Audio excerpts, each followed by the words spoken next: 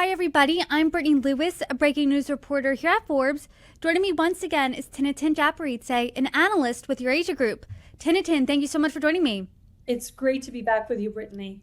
It is great to be speaking with you two because you always give us updates and your input on certain developments as we see them coming out of the war between Russia and Ukraine.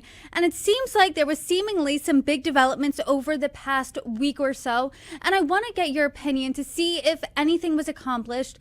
President Trump met with both presidents, Zelensky as well as Putin. But I want to talk about the meeting between Putin and Trump first. That happened in Alaska last Friday.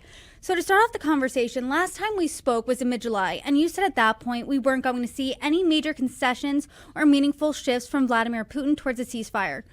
Based on what you saw during the summit and then thereafter, do you still agree with that? I mean, where are we right now? So the short answer is I still do feel that we have yet to see any major concessions from Putin, and that's of course going to be instrumental here. The summit in Alaska was very heavy on optics, but light on substance, shall we say. There were no new commitments in terms of any major progress toward peace from the Russian side, particularly. The meeting confirmed what many of us had expected, and that is that this will be a long, drawn-out process with Putin using talks for the sake of talks in many ways, to his advantage for the time being at least. No concrete concessions, and it's very clear that his main goal right now is to buy time, to lock in battlefield gains, which Russia has been making over the past few weeks, delay new sanctions from the US, and to ensure that NATO membership for Ukraine remains off the table. But all in all, I think what Friday's summit did produce was a meeting that followed on Monday, which we can unpack later in this conversation. Definitely, but I want to get back to the Friday one because before that summit, President Trump told reporters a few days before that Russia would face severe consequences if Putin didn't end the war on Friday. Obviously, the war was not ended on Friday. Do you think that Russia should face those severe consequences? Because it doesn't seem like as of now they're on the table. They're not on the table right now, but that also doesn't mean I don't think that it's completely off the table. I think there's a little bit of a pause to give any sort of bilateral meeting or a trilateral meeting a chance to actually happen, to bring the two sides together, whether that looks like a ceasefire or a truce of some description, or a peace settlement, which I think is highly unlikely anyway this year. But Putin has actually shifted the goalposts, at least as of what we saw on Friday.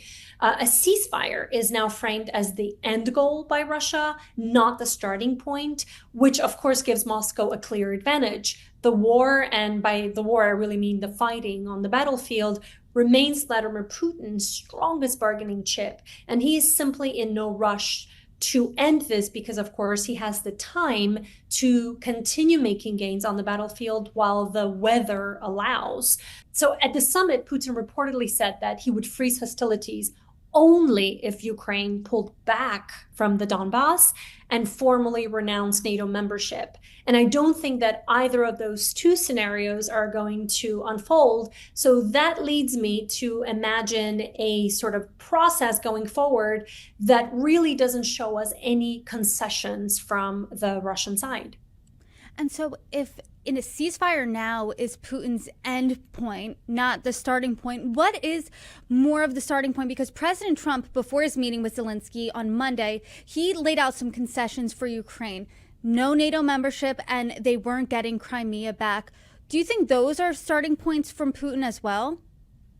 I think he wants far more than that, Brittany. I think he has made it clear over and over that what he wants ideally is a Ukrainian capitulation, even if he says right now that he would be willing to stop the fighting, or active fighting, that is, if Ukraine agreed to pull out of the Donbass entirely, and on paper somehow also agreed to stop any progress whatsoever, any ambitions in terms of a future NATO membership. Even that would not be enough for Putin, I don't think, because he would inevitably use that time, if there was some sort of a truce, to build up his manpower, weapons, etc., to be able to come back again for another round of fighting. So I don't think in that respect that even if there were some sort of a brief truce, that Putin would be in any frame of mind for him to be willing to come to the table for a peace settlement, for a political settlement to the ongoing war and the broader conflict.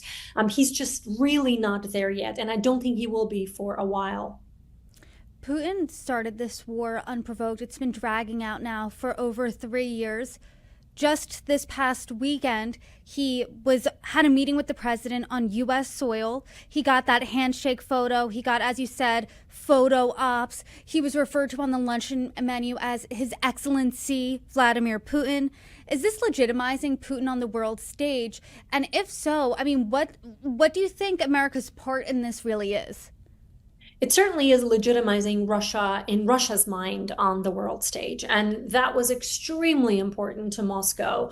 If you had seen the headlines that followed immediately after the Alaska summit throughout Russia, they were thrilled with how Putin looked.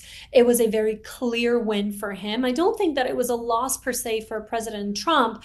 And I would go so far as to say that it wasn't entirely a loss for Ukraine as well, just because what followed, as I mentioned, was the Monday summit with the Europeans, with NATO, with Ukraine at the table here in Washington. So in that respect, I don't think anything terrible came out of it for any one party concerned, but certainly was a win for Putin. And the optics, as I said, looked fantastic for him.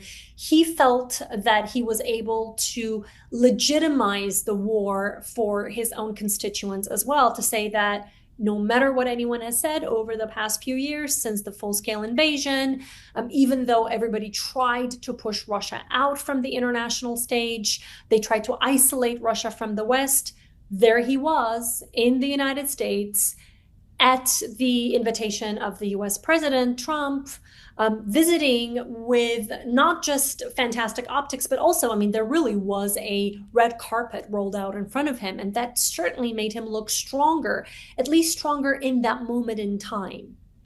And so then let's fast forward to Monday. We get to Monday. President Zelensky comes to meet with President Trump. And if we remember back in February, they had that explosive White House meeting. And this seemed to be the opposite of that. I mean, what are your takeaways from their meeting in the White House this time around? Well, certainly this was a much, much better meeting than what we saw back in February. And you and I talked about it in February, actually. But of course, it was still nowhere near the red carpet welcome the US president gave Vladimir Putin in Alaska. But even so, this was good. It was certainly a calmer, warmer meeting overall. And also, President Trump appears to be edging now closer to European and Ukrainian positions, at least at the moment. But Moscow's pushback is what really keeps the progress stuck in slow motion. So I don't think that that necessarily achieved the end, but it certainly put everyone in the US, in Europe, also in Ukraine, of course, back on some sort of a track that is moving forward, where there's far more unity between the US and Europe and Ukraine than what we saw a few months ago. And we certainly saw that with a flank of European leaders meeting with both Zelensky and Trump after the two of them met. What did you make of that meeting? Do you think anything was accomplished there? So the European leaders came to Washington with three big goals in mind, I think. One was that they wanted clarity on whether the US is really prepared to offer security guarantees for Ukraine. We can unpack that a bit more later, but overall, I would say that that still remains to be a work in progress. There's a lot of sort of questions that need to be answered. There isn't enough clarity, but at least that process has started, and talks and discussions are very much underway on that front. Second, they were laying groundwork for a possible three-way summit between Trump, Zelensky, and Putin. And at least as far as a Putin-Zelensky meeting goes, that is likelier than not to happen in the near future. So that was some sort of progress as well. But TBD from the Russian side, and also whether or not there will be any preconditions that are going to be attached to that meeting happening from the Russian side. And third, they drew a firm line against land swaps, aiming to push negotiations toward terms Putin will likely reject, setting the stage for more pressure on possible new sanctions. But overall, it was very important for the Europeans, together with Ukraine, to reiterate that no land swap talks can happen. That was, I think, one of the other big benefits of how everything unfolded on Friday. And what we saw was that it's highly unlikely, and I think we can say with a degree of confidence that it did not happen, that President Putin and President Trump sat down and President Trump essentially accepted any of the pressures that I'm certain came from the Russian side in terms of any land swaps that I think Putin wanted President Trump to negotiate on Ukraine's behalf without Ukraine in the room.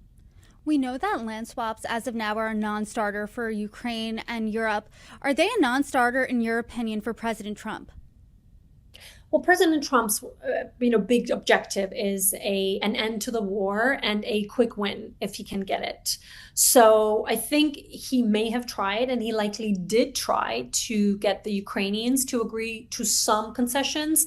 But he also understood and appeared to have respected the fact that the final decision lies with the Ukrainian side.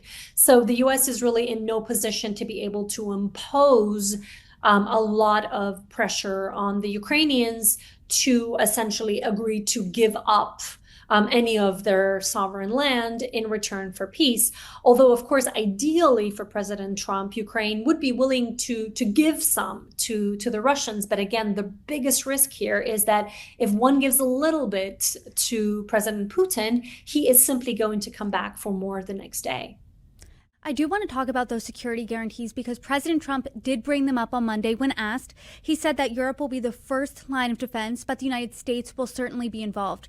He then joined Fox and Friends on Tuesday, and he did clarify that there's going to be no U.S. troops on Ukrainian soil fighting in that way. So I am curious, what do you think these security guarantees mean both for Europe and the United States?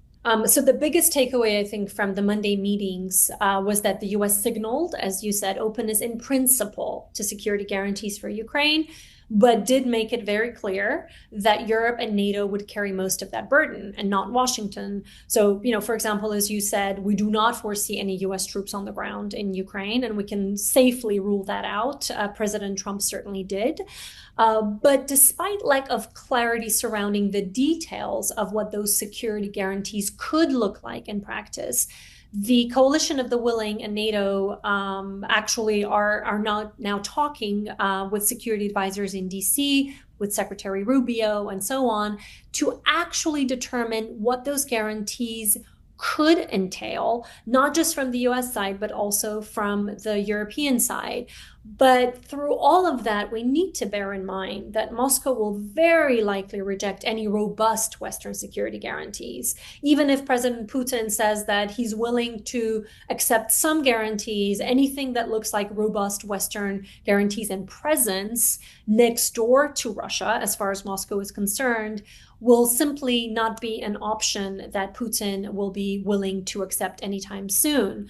So when President Trump tied next steps, even a possible three-way summit with Putin and Zelensky, directly to Putin's willingness to engage, this was a reminder as well that Moscow's position continues to drive the diplomatic agenda and not the other way around, certainly not Ukraine, but even the US, because the US right now is very much in this facilitation mode where President Trump is looking to facilitate the end of the war and any talks that lead to that end of the war. But I think he also is very at least not as willing as he may have appeared at the beginning of his tenure when he came back to the White House, to have a very, very active role. He certainly will have a role in this, but it'll be a lot easier for the United States to untangle itself if one or both of the sides appear to be dragging their feet too much. And then it'll be a lot easier for President Trump to say that he tried to do what he could,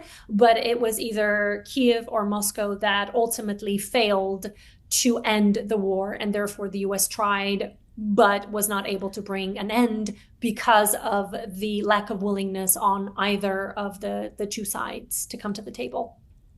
You and I always end our conversations on what you're looking out for next. And I think what we are intended to look out for is that bilateral meeting between Russian President Vladimir Putin as well as Ukrainian President Zelensky.